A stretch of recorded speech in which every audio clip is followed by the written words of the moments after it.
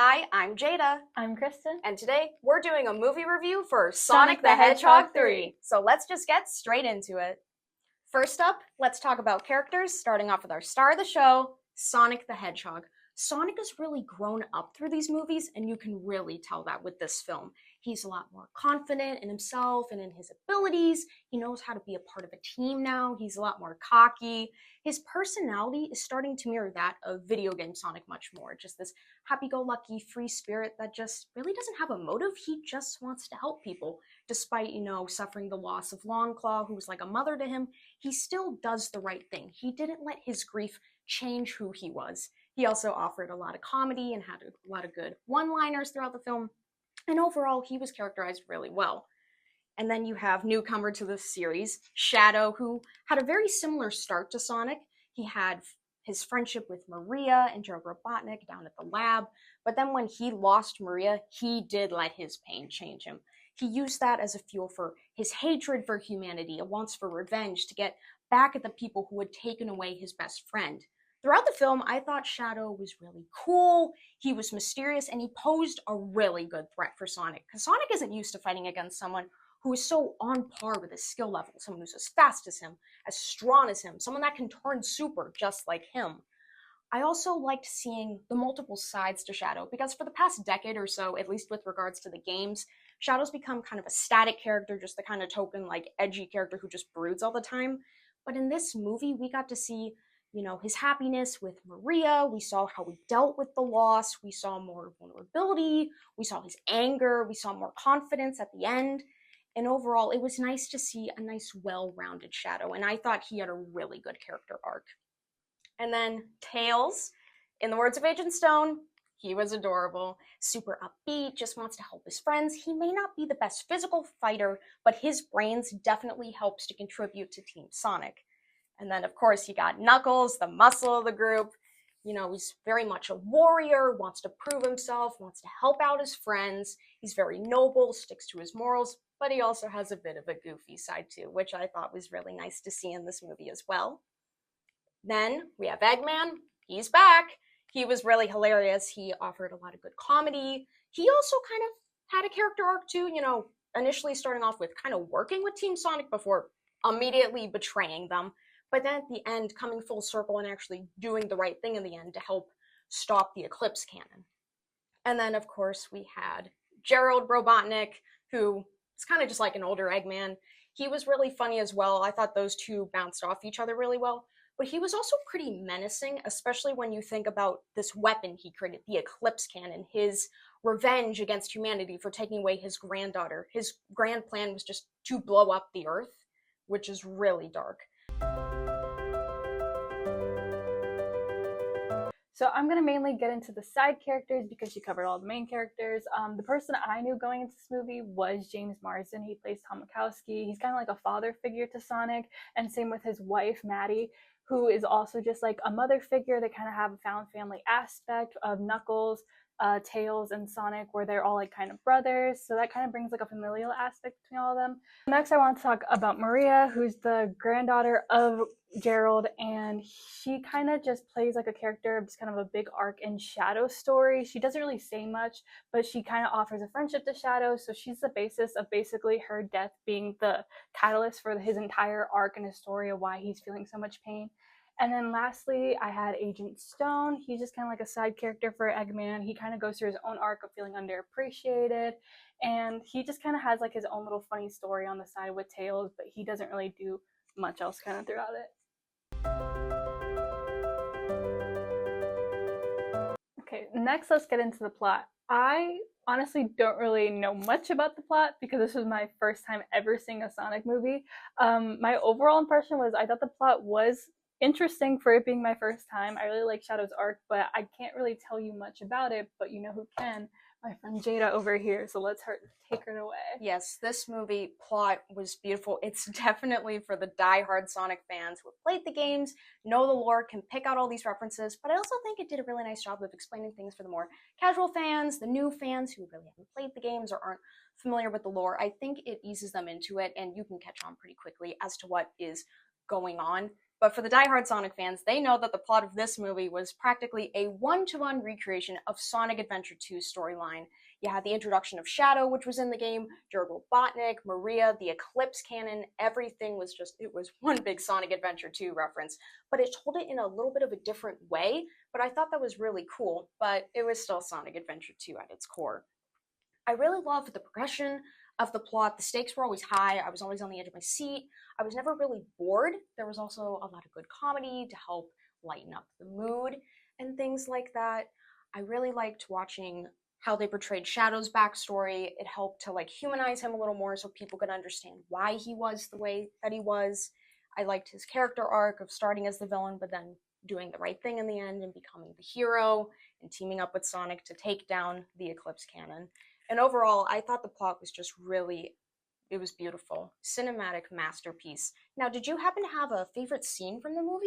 Actually, my favorite scene was the one where they go into the cafe and they're kind of it's like a cutesy little cafe that Tails wanted them to go to, and they're all kind of sitting there, and then they go meet up with Commander Walters, and it's just completely unexpected, but as they're in the middle of literally at the cafe eating dinner, he just gets shot. And it's just what? It just happened, and it's very sudden, and it's super confusing, and it happened, and I just kind of was left did he die? Oh my god, he died. And it just is kind of left there as little figures that are all these cute little Japanese figures are running away in terror. It's actually crazy. Probably it's dark, but it was the funniest scene in my opinion, because it was just so crazy how it played out. But what was your favorite scene? My favorite scene was a little more lighthearted than that. It's when Sonic and Shadow were sitting on top of the moon just looking down at the Earth. After Super Sonic was about to take out Shadow, and Shadow's like, come on, do it. And Sonic realizes, wait, this isn't me. I shouldn't be doing this. And Shadow is confused. He's like, you had me. Why didn't you take me out? And Sonic's like, there's no winners in revenge. And they're just sitting there, and Shadow's he remembers Maria's words that a light shines even though the star is gone. So even though he lost Maria, the love they shared, it's still gonna be there. And Shadow kind of has this epiphany of what am I doing? This isn't what she would have wanted. I should be the good guy. And then Sonic's like, you're not alone. And then they team up, they go super, and they go and stop the Eclipse Cannon. I really loved that whole scene. I loved the heart-to-heart that they had on the moon, Sonic bringing Shadow to the light.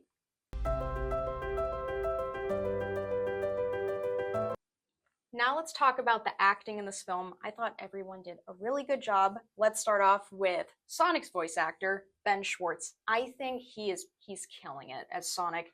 His voice fits this interpretation of Sonic perfectly. He captures the upbeat attitude, the cockiness, but he also does a nice job at portraying all of Sonic's other emotions, being more vulnerable, his sadness, and then the anger. He did really good. There was actually one scene where Super Sonic is fighting Super Shadow. We got to see a more rage-driven Sonic, which we really don't get to see that much, and I thought Ben Schwartz did a really good job at portraying that side of Sonic.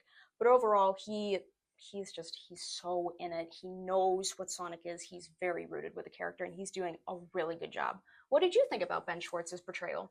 I liked it. Obviously, it's my first time ever seeing Sonic in anything, period, so he's my first introduction to the voice. I really didn't mind it. I know some moments kind of come across as cringy, but at the end of the day, he's a comedian. He's just kind of doing his job. But I know because of that, I've heard from a lot of people that he's not kind of the most popular choice for Sonic's voice. I've heard a lot of debate about that, people not really liking it.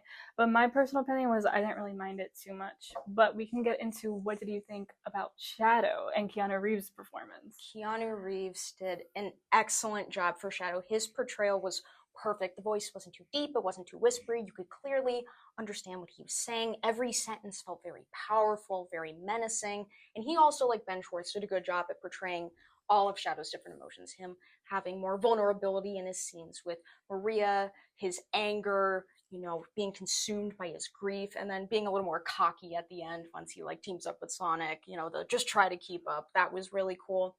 Overall, I think Keanu did a really good job of capturing all of the sides to Shadow, and he did his research. He understood the character. What did you think about Keanu? I liked him. I generally did not know it was Keanu Reeves. I watched that whole movie and then he popped up at the end and I was like, whoa, good job, Keanu. Like, I didn't know that he even like voiced him. So I thought it was cool. Obviously, like for like you can get as serious as you can try and get with being an animated hedgehog. I thought he did his best to try and like portray it. Obviously, he takes a little bit more serious roles, so I thought it was interesting to kind of see this side of him. But my main takeaway was I thought he did a good job. I thought he like, especially with Shadow, which kind of like demands a very emotional performance through voice acting. I thought that like he did a good job at trying to portray that. So overall, like I liked Keanu. But you have the rest of the characters. I have my main note of I want to talk about Jim Carrey, but I'll let you take it away for everyone else. All right, so going to our other two animals, let's start off with Tails. We got Colleen O'Shaughnessy, who is the current voice actress for Tails in the video games, and she nails it. She's been voicing Tails for years. She understands, how he's supposed to be, the way he should articulate his words. She captures his very youthful spirit. His upbeat spirit is kind of more like geeky and nerdy side, and she does a great job at making Tails sound absolutely adorable. And then, of course, moving along, we have Knuckles, voiced by Idris Elba, and he is like a perfect casting choice. He captures Knuckles' warrior spirit. He does a really good job at capturing the power in his voice and portraying all the emotions just like everyone else. So, like his sadness, his anger, his more goofy side. I think to the scene where they were watching Casper the Friendly Ghost and Knuckles is freaking out. I thought that was really good. So yeah, Idris did a really good job. And I think you had someone you wanted to talk about, another actor in this movie. Let's talk about Jim Carrey, because he played two people in this movie, but he did a great job doing that. I was generally like, I didn't even recognize him also for the first bit of it. I didn't realize he was also playing like his grandpa or like whoever he was. Like, I didn't even realize he was playing both roles. But I thought he did a really good job. Obviously, like going into this movie, I didn't really have much driving me to like kind of be into it, and he was a big selling factor for me of even being able to enjoy this movie. I thought obviously you can't go wrong with Jim Carrey. He's known for his comedy. He brings every comedic aspect like to its fullest extent, and this one he just kind of plays up to all of his strengths. Like I thought every bit of him was funny. Like I love him playing off of like literally himself. I thought that showed his skill set like incredibly, and I just thought it was like really interesting to see him play also the same character kind of, but also like with such different intentions, especially when you get to the end, you actually see like kind of his acting performance of being able to play like, even though they're both bad guys, kind of their different morality. But overall, I really liked his performance, and I had a good time watching it. How about you? How did you feel about Jim Carrey? I completely agree. Jim Carrey is a legend. He was such like double trouble action in this movie. They were both hilarious. They really bounced off each other extremely well, like you were saying. And then there are two different perspectives on how they want to rule, like Eggman being like, oh, I just want to take over the world, and Gerald being like, I want to blow up the earth. And Eggman's kind of like, wait, whoa, that wasn't part of the plan. And like Eggman's like, we can rule the world together, just me and you. Like, come on, we're family. But then Jim Carrey doing that more menacing line from Gerald being like, oh, Ivo, you're no Maria. Like everyone was like, in the theater was like, whoo, wow. But yeah, I thought Jim Carrey, he's an acting legend. He did a really good job, especially portraying two different characters. He did a really good job. Let's get into the editing. Obviously, this is my first time watching a Sonic movie, so this is my first time seeing the CGI for all the characters. I thought that was very well done. I liked all the special effects, like kind of that scene where they're like with the lasers at the end. I thought that looked pretty good. That like device that they had that like kind of made them shapeshift. I thought the transitions between like them turning into different people, like it looked like natural. It didn't like kind of like look awkward. Like it was a smooth transition. I really liked all the special effects too, of like all their powers kind of being shown, like when they were all like running fast or the sequence of the woods. I thought all that was like done really well, and like all the camera tracking with that, I thought that was cool. But yeah, overall I liked what I saw so far, like the explosions. I thought everything was like very well done, but obviously this is only my first impression, so let's take it over to the person who's watched all the movies. This movie, it's by far the most beautiful of the three. The editing was beautiful. They've really nailed the CGI models. Like if you look at Sonic's first model to his new model, he's physically has grown up and he's had a bit of a glow up. He looks great. Another character that had a glow up was Shadow, because if you look at the Sonic 2 end credit scene, it's kind of obvious that his model was just a recolor of Sonic. But in this movie, he got his own unique model, and he looks beautiful. It's perfection, exactly how I would imagine a live action Shadow. And like you were saying, all the special effects, like with their powers, with Sonic's lightning and Knuckles' flames, a disaster, Tails' this little yellow shockwaves he shoots out, Shadow's chaos control, his chaos spears, everything looked beautiful. And One scene that I think of in particular that I think really showed off the beautiful editing of this movie was Shadow's initial arrival in Tokyo. He's walking through the rain and the water's dripping off his quills. You get like this pano shot of like him getting used to his surroundings, and there's all the different lights bouncing off the billboards onto him. There were kind of like purples and whites and so many colors. And overall, I just think this movie visually is stunning. It was edited extremely well.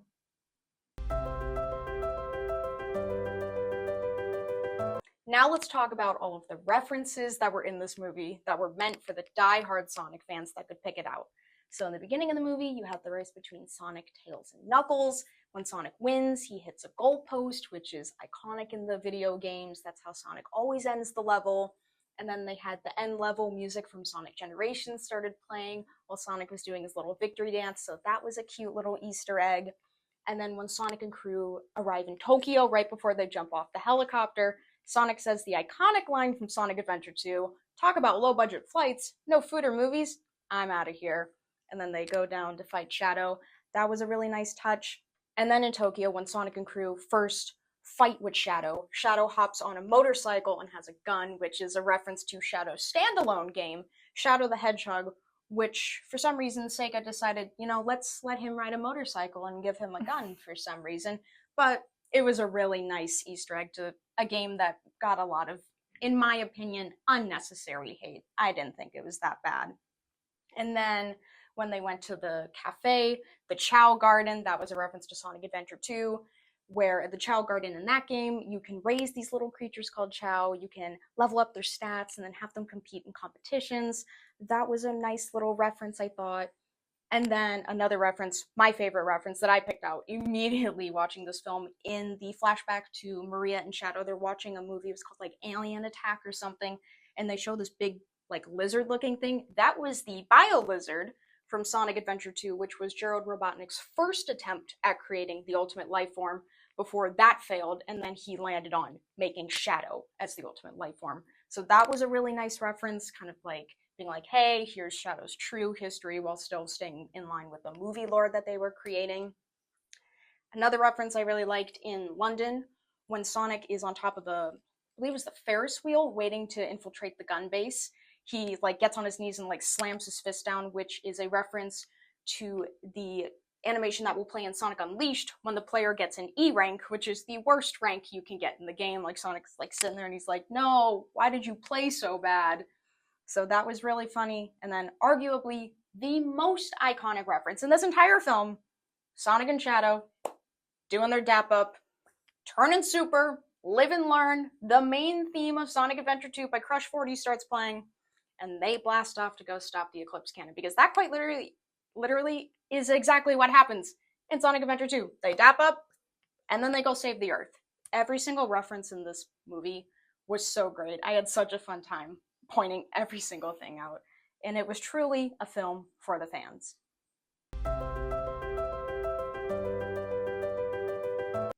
So let's get into our final thoughts, the conclusion. I'm gonna give a big disclaimer. I know nothing. I've never watched a Sonic movie, I've never watched a show, I've never played a game. I didn't know what was happening. All I knew going into this was that there's gold rings, he ran fast, he was blue, and that James Marsden was in it. And so therefore, I give the movie a 5 out of 10, but don't shoot me, I don't know nothing. I'm gonna pass it over to Jada because she knows a lot more and has a better opinion than I do. I've seen all 3 of these movies. I've played the games, I've seen the TV shows, I've read the comics.